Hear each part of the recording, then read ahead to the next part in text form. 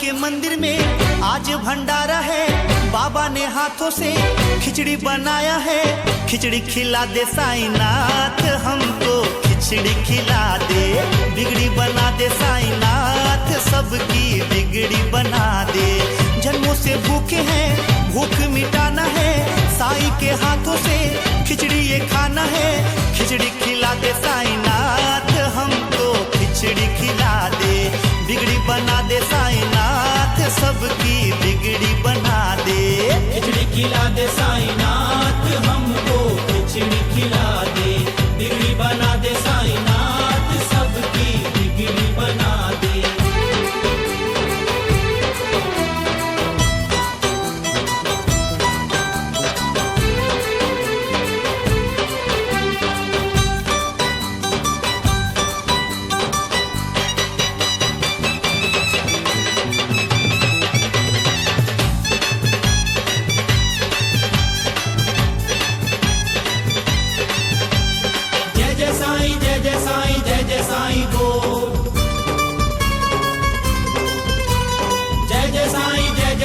जय जय साईं बोल।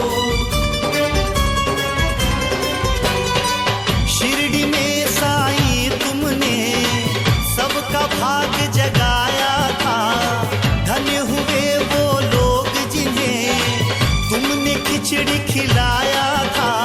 वैसी कृपा फिर कर दो, हमको भी खिचड़ी खिला दो। वैसी कृपा फिर कर दो, हमको भी खिचड़ी खिला दो। सोया नसीबा ये आज जगाना है, बाबा के हाथों से खिचड़ी ये खाना है। खिचड़ी खिला दे साईनाथ हमको, खिचड़ी खिला दे, बिगड़ी बना दे साईनाथ, सबकी बिगड़ी बना दे। साईं के मंदिर में आज भंडारा है, बाबा ने हाथों से खिचड़ी बनाया है। खिचड़ी खिला दे साईनाथ हमको, खिचड़ी खिला दे, बिगड़ी बना दे साईनाथ, सबकी बिगड़ी बना दे। खिचड़ी खिला दे साईनाथ हमको, खिचड़ी खिला दे, बिगड़ी बना दे साईनाथ, सबकी बिगड़ी बना दे।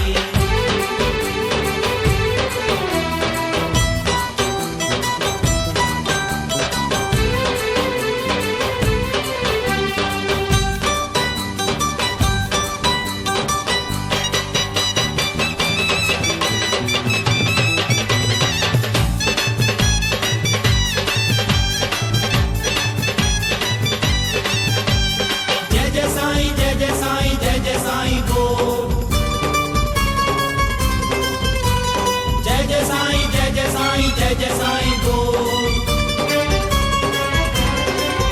हाँ सच्चे दिल से जिसने भी साईं तेरा नाम लिया, गिरने से पहले उसको बाबा तुमने थाम लिया।